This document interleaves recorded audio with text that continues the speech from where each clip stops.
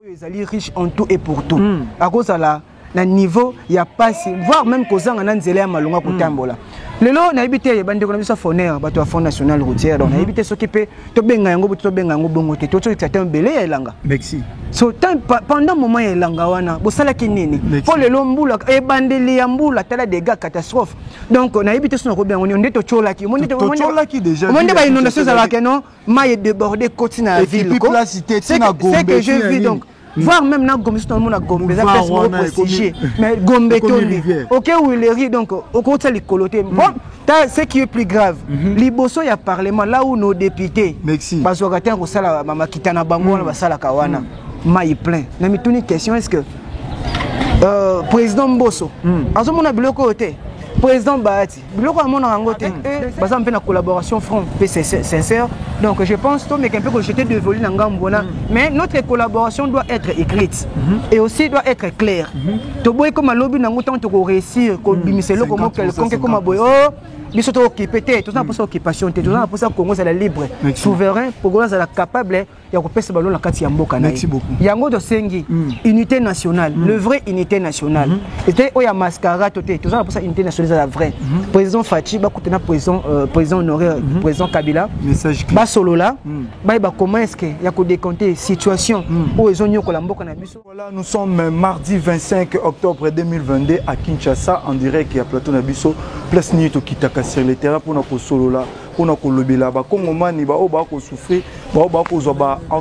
avantage na bango te to kitaka sur le terrain pour na ko sola yango donc to fandi awa to zana nzela to ko sola makambo etali nzela bino mo boyebi ke mbulo o ebetaki lobby ezalaki vraiment catastrophe na kati ya ville ya Kinshasa to ebité na ba province so pe betaki suka neni mais information autant na ona kati ya capitale et place wa pezo mi biso ezalaki catastrophe ba mort pe bazali bato bazindi ba bebisi biloko na bango bazali penza ebele vraiment on monte to kanga mon côté to kita sur le terrain pour na ko solo la ko eba nini ko simbate na biloko nyonso pendant saison sèche et loko nini elekaki parce que na mboka na biso to vivra bongo na kati ya des saisons to la ki na saison sèche ya ka saison moko ba ko arranger biloko ko bongisa déjà o etali ba caniveau banzela o ezalaka boucher banzela o ezalaka inondé pour na ko bongisa yango mais to moni absence na yango pendant saison sèche to côté saison de la pluie et o ezali inondation commis partout pour les bêtis de 8h à 11h, ils ont une catastrophe, ils ont belé, ils perdent la biloko na bango, ba vie est belé et ça donc tout le monde na ba vidéo ba batwa ko chola.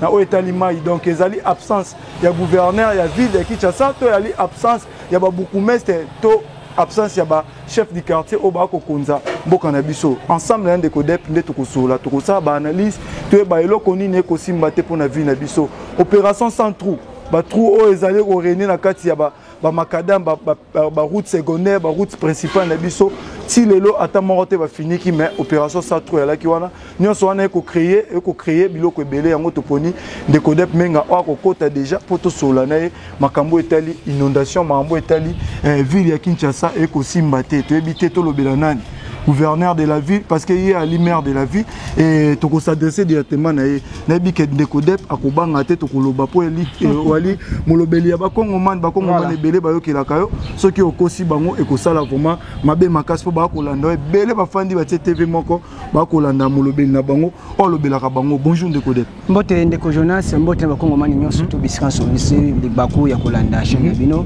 aussi une fois de plus merci na yo et puis na responsable chaîne na j'étais encore une fois de plus dévolué par Nangaï. Merci. Na lobaka mingi tangu Congo kozala eko tambola mabe so biso to kangi ba monoko so ba premier fautif. C'est comme la population de la catastrophe. Le lot za bateau to samba. Bozaki kona boyo baki bolobaki te pona nini. Donc à chaque moment à chaque fois nous avons occasion et robeta mbela donc to rata ngote. Merci beaucoup à l'occasion ya kobeta mbela to rata ngote. A to ko solo là pour aller au solo pour na ba kongomani. To ko loba ba kongomani ebi ke lobby ozaki peut-être kangaki quelque part ou soit ndako. Mais proche na yo pe oyokaki otambolaki omonaki ndenge inondation et salami partout. To ebité ça l'analyse ya ko s'adresser na gouverneur de la ville to ezali ba bourgmestre to ezali ndembo kande ko tambola bien te pour na biloko nyonso. En fait, moi je ne pense pas que tu dois attaquer. En fait, débat part des choses dans le mais moi je pense que au niveau il y a l'écolo. Merci. Moni lelo lokola une fois la mission dans les cas natali sayo gouvernance ya mboko il faut inverser pyramide. Donc vu que ba ordre de l'école ko etinacé et ça que non assez et ça peut respecter tandis que ba vraie décision et ça que non et c'est que non faut changer côté na ba ndako na biso faut d'abord pour non assez. Donc faut inverser yango. Tu penses plus ba chef de riz, ba chef de quartier, ba bourgmestre plus de responsabilités par rapport il y a ba gouverneur l'écolo mais bien que baza ba continue bango parce que ba chef de riz pourquoi parce que bango ba bi situation y a venir mais le chef de riz a une valeur le chef de riz azo mona ndenge zo beba mais allez le parce que ba possibilité botelie exacte que voulez-vous ça là chef de riz n'arrive même pas aux même na machine to na stylo à identifier bato bamasa na avenue na ye nani basalaka combien na lupango boye combien de locataires wauta wapi basalaka nini il est incapable de le faire parce que bazo ba pouvoir surtout ba botola bango yango est-ce que le grande question mitu na est-ce que ba chef de riz ba futamaka parce que ba agent l'état est-ce que ba futamaka moi je connais un qui se plaint chaque fois chaque jour voire même to basaka bloko ba ACP bon donc on va saka bloko ACP on va sortir officiel ba là ça ba pola ko là ça je connais d'autres. Donc c'est un peu ça. Solo latité balongoli. Donc c'est un peu ça. Moni lelo vu la Kinshasa lobby et ça denga tellement passe nangi na niveau bureau. Kolongolanga bureau kozonga ndako franchement. Nathalie Mboka na avance ba sachet na côté na mai. Nathalie Mboka na lele. So na mituni est-ce que diamant colton cobalt ça la rana mboko. Merci. Na mituni est-ce que tous entourés quand on a fait coton tous à la rana mboko na mituni est-ce que mabele o juste botaka pondu pamba mabele ba osela ba matière ba carte mère est-ce que ça la rana mboko surtout na jure réponse na la question ça rana mboko mituni comment est-ce possible mboka oyo ezali riche en tout et pour tout à cause la na niveau ya passe voire même kozanga na nzela ya malonga kotambola lelo na ebité bande ko na biso foner bato ya Fonds national routière donc na ebité s'occuper to benga yango bongo te to tata mbele ya elanga merci so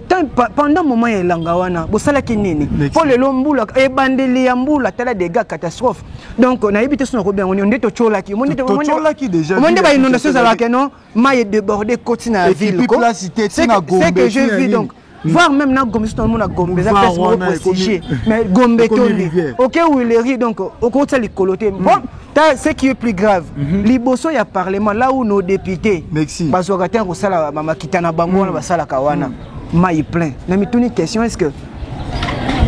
président Mbosso azomona biloko côté président Bahati biloko amona rangote donc ça là va passe na fandi atangisi ma ya miso na ebite so to continuer na façon ya ko diriger les mboko ya ko gérer mboko na dimension biso abaki RDC koza Allemagne d'Afrique to ebite Allemagne d'Afrique na ko dinda boeto ba ko promettre biso en fait on a ko contredire mo konza mboka teza vision na eza penser na mais ko penser ça bien mais méthode ya ko na penser wana nde yango ça que nos penser ko ma concrétiser oui Allemagne d'Afrique to boité on est capable de ko le quand même na Allemagne nango donc Allemagne azani en fait auto ba sala ki amene ko mabongo ba biso pe na rien basi biso tozana mitu tozana intelligence tozana recherche que beloko le na bango on comprend donc rien ne manque to le quand même na Allemagne d'Afrique nango sauf que système nini ko sala pour comment le allemand est-ce que sur le terrain ils ont appliqué est-ce que vous avez langue à la lettre donc c'est ça vraiment grand problème yango moni biso bientôt là Ngayi étant que président pays initiateur il y a mouvement les nationalistes bientôt là tozana ba revendication et belé ya ko sala ata boko empêcher biso ata boko bumisa ata boko kanga biso tozana balabala pour nous revendiquer yango et vous allez jamais nous voir na balabala pour défendre ba intérêt ba personnalité mo quelconque pour défendre intérêt mo commun voilà merci beaucoup to solaka toujours mambo italiana ndeko dep Kinshasa Bopeto to ebite Kinshasa Bopeto to mona on kana limité balonel biso a pelouse vert ba komisi limité vert pelouse de pelouse to ebite Kinshasa Bopeto na bumbu ezalaka te na ngengiri na makala donc Kinshasa Bopeto ezaka pona limité en fait ko lona ka pelouse na kosenga na yo na niveau na rédaction na ni régie na yo moment auto sala émission yo ba l'expert listra biso ba image ya lobby effectivement kitoko makasi parce que Bopeto ngona dégâts na mona ki lobby vraiment est-ce que Bopeto saka polo na pelouse merci hein kolona pelouse ya Bopeto te ba déchet bozo zwa wana Bon ça là, est-ce que vous conscientisez nos populations comment entretenir les déchets dans la carte de pan? Parce que les populations sont incapables de gérer les déchets. Comment ils sont biodégradables, ils sont biodégradables. Ça déjà passe. Parce qu'au fait déjà, et ça là que non, tant que vous avez une opération, vous avez une incapacité à caboler. Imaginez que vous faites côté, vous sachez côté, vous pensez merci. Premièrement, na osenga na gouverner la vie gentil ngobela mbaka tulinga ko mingi zo mokonzi na biso. Premièrement, créer na nos cellules moko oyo ko enseigner bato comment gérer na ba immondice pas na biso na ndako pour que yo pe na 4 instances na yo tango ko ya ko longa ba déchets bo na facilité. Et aussi yo pe na 4 il faut créer système nino ko sala que non il y a ba déchets sous ba recycler ka ngote ba recycler ba c'est un peu long sous pe songolo parler et depuis quelque part pourquoi pas tout ça la paye yango c'est que ba déchets ba zo ko na otika ngo ke ba yo comme système ba mero ba sala ba kisa boko quoi ba logoti ba bidon ba ke ba niki yango na ba détergent poussière et puis ba zo sont na marché donc risque vous mettez à yango donc tout ça là tout annonce à bloc pour ko annoncer tout ça là ma campagne ko sala karaté tant on so petit projet moto initiative mo quelqu'un ça malamu to boité mais c'est quoi procédure ya ko exécuter yango déjà très important ce qui ont raté la procédure mo ko yeba ki objectif nous à l'atteindre donc si on fait ça na dégâts tout monde qui lobby nga fana ko ba qui ne faut pas te loter absence à gouverneur de la ville. Bon, en fait, absence c'était parce qu'il est présent. Mais là, tout le monde est là, il est là, initiative na yende ezo simbandete.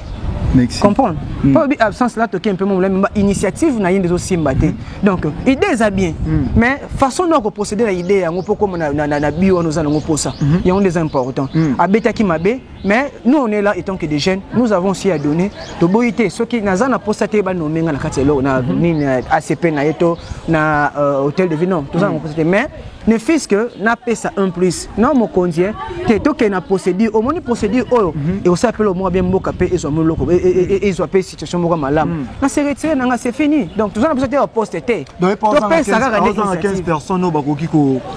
ko l'accès biloko ni ko ko sala bon on a yende follow ba yemo quoi yemo gouverner de la ville follow ba parce que son la comme lobela comme porter parole tandis qu'ils a porter parole peuple congomani o yazana posa Congo et la Congo auto espérer biso nyos. Merci beaucoup ba congomani, j'espère que boyoki mwana mboka dep menga o azala molobe na bino vraiment o azala wana pona ba intérêt na bino ndenge akoloba akomanyola makambo ekoleka na ba o etali inondation ndeko dep to longwa na makambo inondation to kokota mwa ba actualité politique o ezali mboka na biso ezali toujours occupé mais de toute façon longwa un mot pour na makambo nyonso soit appui na yo nini okoki bakisa pour na gouverneur de la ville na bourgmestre o ba ko bazali ba chef ya ba commune na makambo nyonso ekoleka ba inondation au par na bango bakoki kosala pour na malamu ya mboka. Premièrement na kosenga na niveau ya ministre nani président ya assemblée provinciale président Christophe Mbosso non ya provincial Godin Poyi avec un peu kotala kaya ba chef de rue ba chef de quartier parce que baza très important pour le changement ba balabala na biso les longs na kosenga na pesa kaka moi initiative moi muki ya kosala tozu ba chef de rue to pesi bango pouvoir de façon que ba ko identifier avenir na coin oya to kamba le pango za ya nani azana combien de locataires chaque locataire azana chaque combien de bana ngo basala kanini c'est très important ce qui moi na bimaki faut que non moi nous a congé quelque part à ça combien de autant de jours à Ozonga c'est très important ce qui monte autant qui congé quelque part ailleurs faut que identifier que tous na mutu moko autant qui congé ici ka boye kuna nda ko sala boye nde ailleurs awa de façon que nous ça autant de jours c'est très important on est ko faciliter biso déjà makambo belé donc belé et aussi doter bango pouvoir moko ya ko ba commencer à diriger na mona ba pende basala sa salon chaque samedi non mona papa moko to maman moko bo chef de sa salon chaque nani sa microphone a belé mais azo belé ba continuer ba sala ngo est-ce que bazana nous ça va payer parce que baza ba agent l'état basala baza payer ba mec un peu hôtel la situation de condition de vie na bango aussi ba chef du quartier ko pesa bango so pouvoir bango devant na bango ezala nini tant chaque chef de rue a sali acte on a sali devoir ou on a il base na pouvoir ou ya ko tsepe mot d'ordre donc c'est important changement fait bandana c'est changement bandana l'école témoigné depuis de génération en génération to bandana système ba changement na l'école et simba pété comprendre faut to bandana changement na c'est ce qui na c'est to changer ndeko matemale beti l'école. Merci beaucoup to kota ce qu'on a actualité politique o to ebi ke bunagana o ebi ko aller informer où ils allaient partir à Mbokana Bisso Bunagana, où ils allaient récupérer aujourd'hui déjà c'est 136e jour, je crois, 136 à 38, comme ça Bunagana les a toujours récupérés malgré tout le monde qui fait baisser à Kitakiwana, n'a noté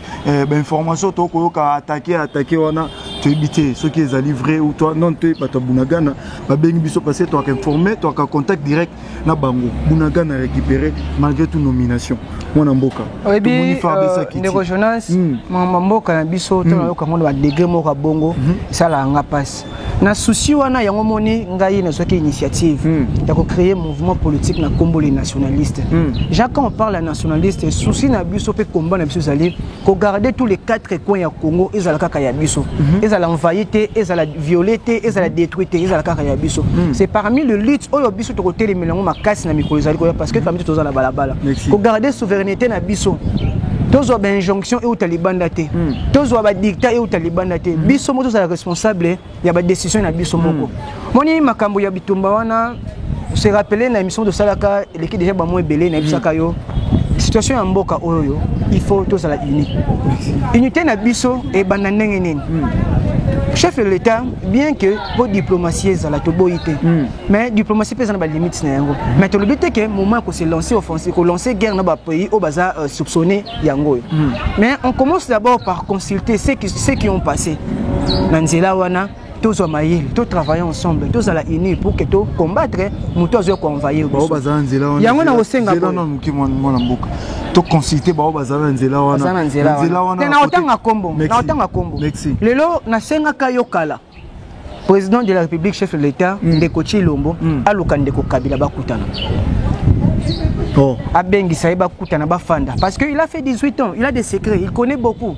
Comprendre? Il a des secrets à livrer et pas un décochilo. Mais il a des secrets moi Bafanda, Bakoutana, Basolola. 18 ans. Ce que vous allez en huis clos, oui, c'est bien. Moni asalaka ou asalaka bon pendant 18 ans na bien ka saki asalaki mais à un certain moment moi qui me kotaki on to ba kene mambo ba négociation ba M23 moi qui me kotaki sagesse wana o asalaki ce qui est que Israël qui limité mais tant que ça va me baler bon c'est suma sagesse moi ma casse de façon ba solution na makambango to ebi bien que non ba bitumba wana ba multinationaliste ndé ba provoquer yango pourquoi parce que ba récupérer ba matière première ba récupérer ba coltan pour permettre moi ba entreprise bon et fonctionner voire même ba budget ba mboka na banque peut fonctionner to ebi yango bien mais souvent il faut système moko boy moyen moko boy ya ko bimisa système wana to ko bimisa façon wana ya ko recevoir to ya ko créer ba trouble na mboka na pour que ba zo biloko wana lelo bituma izo kola sous pona nini kasi coopération égale à égale 50 c'est gagnant gagnant ya yo kaso ba biloko wana papa mesana que non aye pas ya 80% 90% Congo 10% 20%. Le temps ba chef de l'État président Kabila aye na révision code minier. Président Chilombo aye ko appuyer révision code minier wana de façon que non 50-50 et ça la maintenir. Là c'est pas c'est pas nabino. Bon c'est pas nabino té. Ba ko créer ba mafia ba trouble de façon que non troubles en accord on va permettre bango ba récupérer ou ba récupérer. Yango moni biso étant que mouvement politique des nationalistes. Tout ça peut sur la lutte il y a côté les biloko wana. Donc ça na balaba dans peu de temps bon on a autre sala mais pour une solution durable pour la paix bakutana basolo là dernièrement bazo continuer ka kokanga ba général na ba colonel waza inclus na biloko wana mais solution nango sani est-ce que moko déjà livré dans ce secret non to secret moko na biloko sala makuna tout monde titolela c'est kolela et aussi à part ça faut qu'on renforcer armée na biso armée faut la doter ba matériel ya qualité armée faut la fait soldat faut la à vivre vie ya bien à salaire malam à morale ya malam mental et ça la solde pourquoi parce que sur à côté na terrain ça peut moussala comme il faut bien que ça devoir naïe au footama ou pas faut ça la moussala ou défendre un beau canal mais et l'obité qu'il faut ça la canal mot quelconque bambo et kabana mboko yo ba jeep kabana ba palissade ba palissade kabana dernièrement ba basketteur o ba besoin promesse ba jeep na bango banda ko zotonga na mboko yo ba $21,000 to kapi masolo bien que jusqu'à présent to lokalo masolo on est tambola rabni moto pe kufa ezali mais à soda honorable Deli c'est ça il faut à se présenter faut samba de to ba vérité on a banda ba ko samba si siko pe ba ko benga ezala 21,000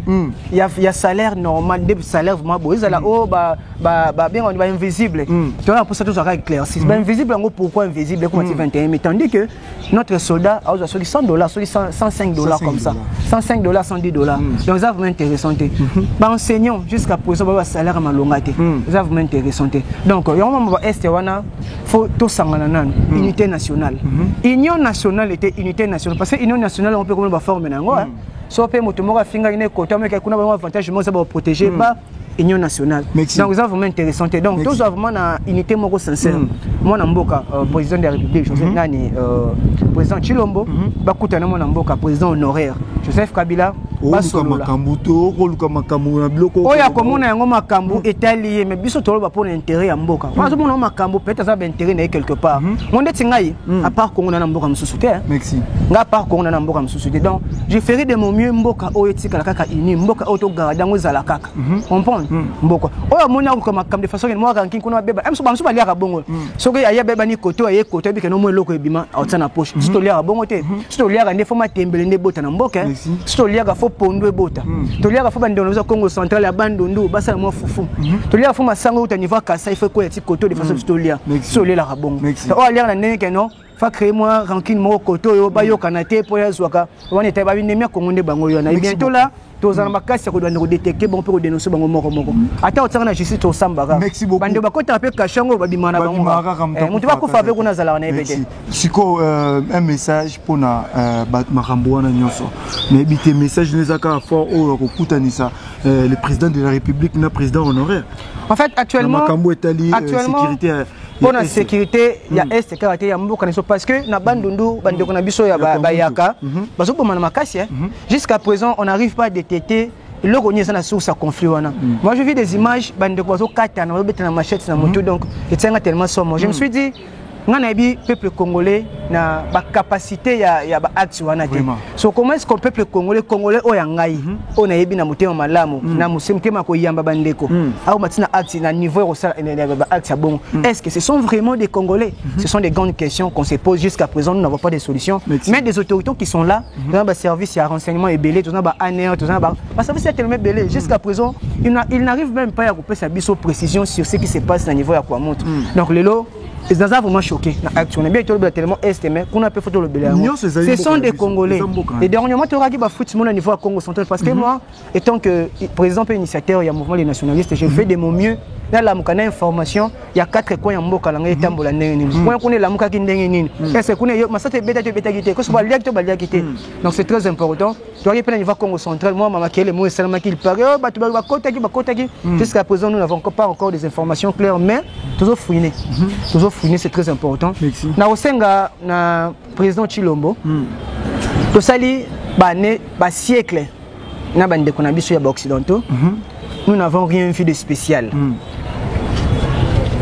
Parti mon Bible balobaka, na yebite choses dans la Bible. Bandeko ba chrétien ba kotal sa biso mon père. Si ton Dieu est mort, essaye le mien. Comprendre.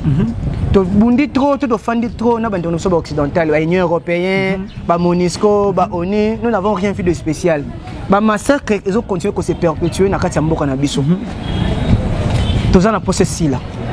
Et actuellement, on a une fois danger mondial, actuellement, pouvoir mondial est basculé. L'Europe est comme une baisse.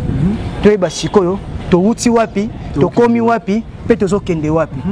J'ai aimé collaboration avec la Russie et nous avons surtout appuyé sur cette collaboration avec la Chine parce que ce sont eux qui ont le pouvoir maintenant. Il y a que bouger un peu moins belé. Avec eux, basé un peu la collaboration franc, c'est sincère. Donc je pense que j'étais dévolu dans Gambona, mais notre collaboration doit être écrite et aussi doit être claire. Tu vois comme lobby n'a autant de réussir comme bimiselo comme quelqu'un comme aboyo. Ils sont occupés, tout ça pour sa occupation, tout ça pour ça Congo c'est la libre, souverain, pour Congo c'est la capable, il y a que ce ballon la carte Yamboka. Merci beaucoup. Yango de Sengi, unité nationale, le vrai unité nationale. C'était Oya Mascara, tout ça pour ça unité nationale c'est la vraie. Président Fachi, bah côté na président honoraire, président Kabila. Bah solo là, bah comment est-ce que il y a que décompter situation où ils ont eu Mboka na biso sur tous les plans. Sur le plan social, sur le plan militaire, sur tous les plans. Parce qu'il a aussi à donner. Le monde a la France, Macron, à côté na ba François Hollande à côté na Sarkozy ba solo pour mboka na bango te tana ngai tana côté na circonstance yo na longola ki yango boy mais suka na soki boy mais yo soto comme na situation oyo comme na pembe na suka ne suka lenga sala yango boy to sala yango boy voilà solution mo na kabongo ni to sali bongo OK non mutu suna kwene so soki kozo leki les akaye pas les cas na so ya comment 90% makoka comme 100% mais so aye non pas na yo bo sali bo fani bo sangani et ça que non comme sortir na 100% comme là à l'aise donc ba tout ba diviser biso ba sar makambo ya FCC union sacrée tout là nous n'avons pas besoin d'un discours wana séparatiste nous avons besoin que le Congo est à la unie donc nous savons que nous mission na humeur mususu actuellement avec tout ce qui se passe na mona ki lobi bambulo et maintenant un peu mon foot un peu belé merci beaucoup ba Congo mani to ba eloko moko ke Joseph Kabila azali Congo mani Ali O Azalaki président de la République a géré Mboka pendant 18 ans il a des secrets à donner il a des appuis à redonner na moi Mboka Félix Antoine Tshisekedi O Azali en place pour na makambo nyo setali insécurité to longola non ba conflit na biso FCC IDPS INC et tout en Congo parce que loboko moko soki et loboko moko esokola elongité pe musapi moko soki zoki nzoto mumba e okaka passe parce que et ali parti est bandeko ba ko kufani ba ali bandeko na biso to lukana no to longola no Joseph Kabila boy to zala na unité ya ko luka ko sangisa mwana mboka Joseph Kabila na mwana mboka le président en place Félix Antoine Tshisekedi pona ko luka solution na ba est ya mboka na biso ba point o eza na insécurité ali malam bino mona ka silence ya mwana mboka Joseph Kabila ya kaka envers boy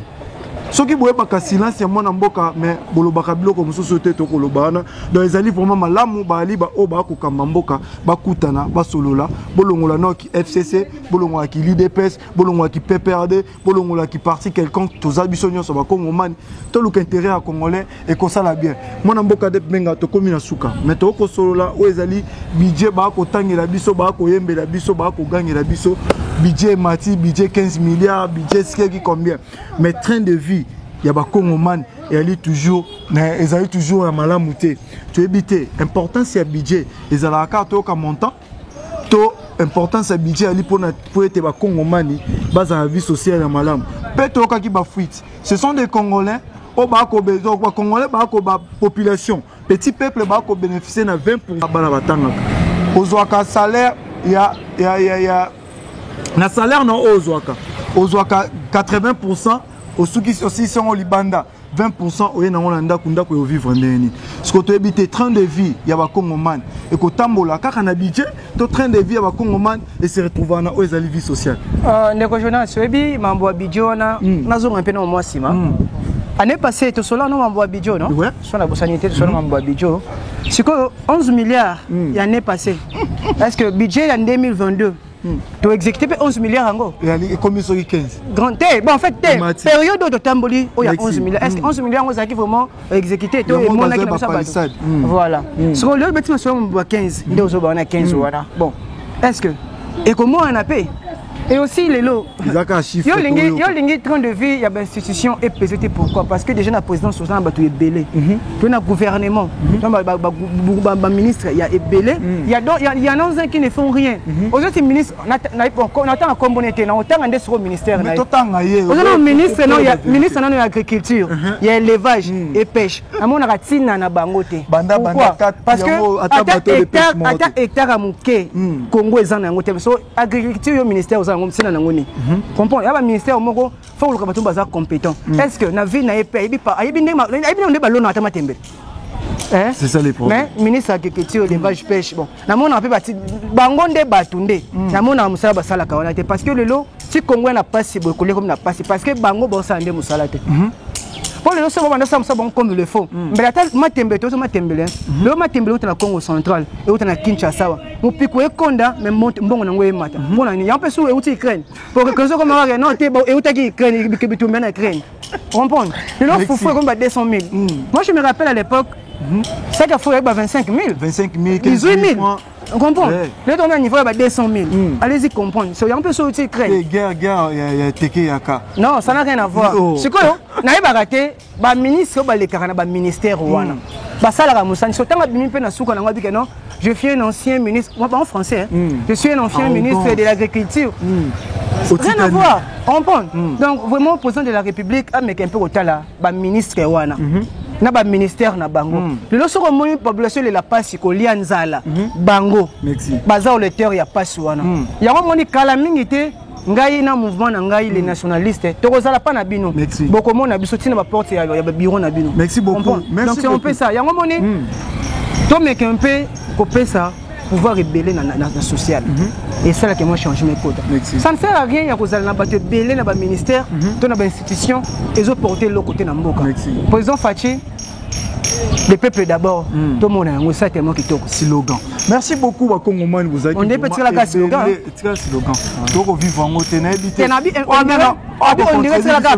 On dirait que c'est un slogan parce que on contredit biso la minute azana. Le bas bazaka bateau va comprendre biso tewana. On va compliquer car mon abiso ka étranger. Batraiter biso ba Burundais, ba Rwandais, encore biso à toi. Il y en a d'autres qui bien Rwandais. On se voit Rwandais. La tête sur Rwandais on la comment bon. Sur le but vérité au comme étranger. Merci beaucoup à Congomani bozaki vraiment ebelé ya kolanda biso to lobela kemboka, to lobela ezali intérêt ba Congomani to zakawana to kataka poni pona ko solola, pona intérêt ba Congomani ba vivre, ba Congomani bazwa mai bazwa courant, o ezali toujours pas si to toucher au point belé te. Parce que to toucher au point belé déjà, to na clôturer. Nazo clôturer. Soto touché après belé awa ezakala na koma awa bazwinga kemba moko biso net courant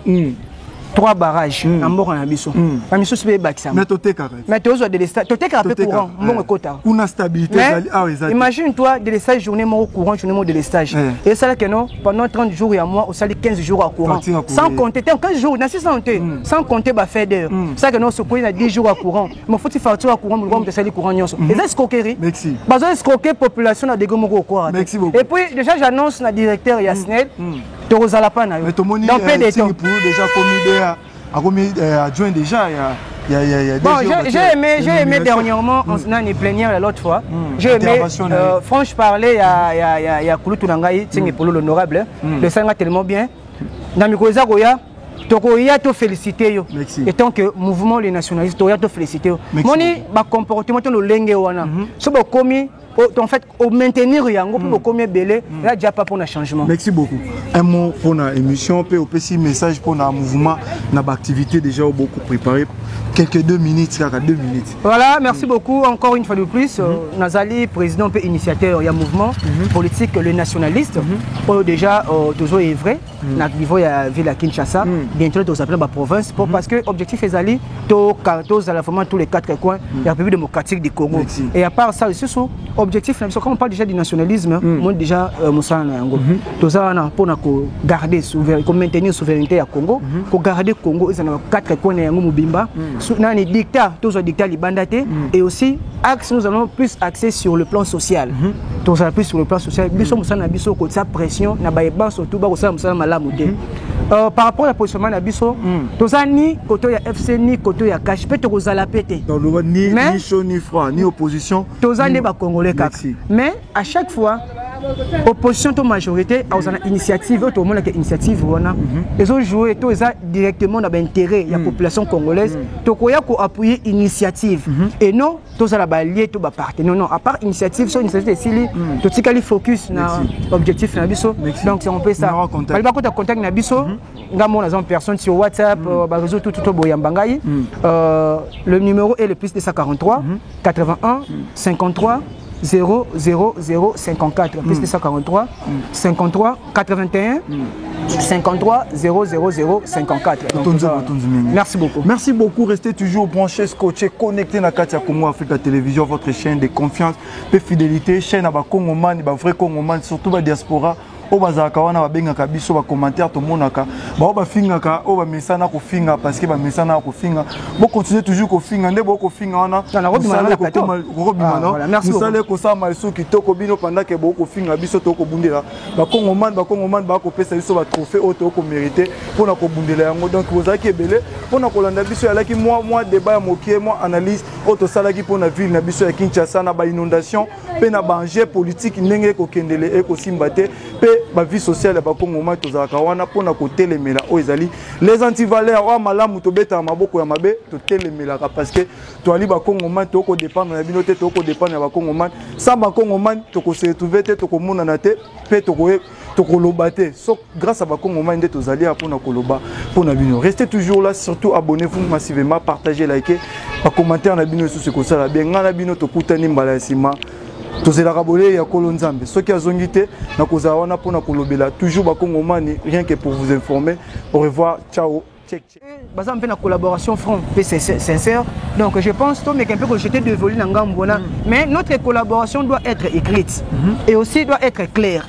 Tu vois comme à lobby dans autant tu réussir, comme bimiselo comme quelqu'un comme à boyo, biso to occupé te, tout ça pour ça occupation te, tout ça pour ça Congo c'est la libre, souverain, pour que ça capable ya kopesa ballon la kati ya mboka na. Merci beaucoup. Yango de sengi, unité nationale, le vrai unité nationale. Et oya mascara tout ça pour ça unité nationale la vraie. Président Fachi na président honoré président Kabila ba solo là ba comment est-ce que ya ko décompter situation où ils ont nyokola mboka na biso ils ali riche en tout et pour tout à cause là na niveau ya passe voire même kozanga na nzela ya malonga kotambola lelo na ibité bande ko na biso foner bato ya Fonds national routier donc na ibité s'occuper to benga yango bongo te to certains belé ya langa merci so pendant moment ya langa wana bosala kinini pour lelo mbula e bandeli ya mbula tala des gars catastrophe donc na ibité so na ko bien on est to cholaki on est déjà on est ba inondation za la que non maille débordé côté na ville c'est que je vis donc voir même na Gombe tout le monde a Gombe ça fait prestigieux mais Gombe tondi OK où il rit donc au côté les coloter bon ce qui est plus grave liboso ya parlement là où nos députés bazokata ko sala mama kitana bango na basala kawana mai plein na mituni question est-ce que président Mbosso azomona biloko te président Bahati biloko amona yango te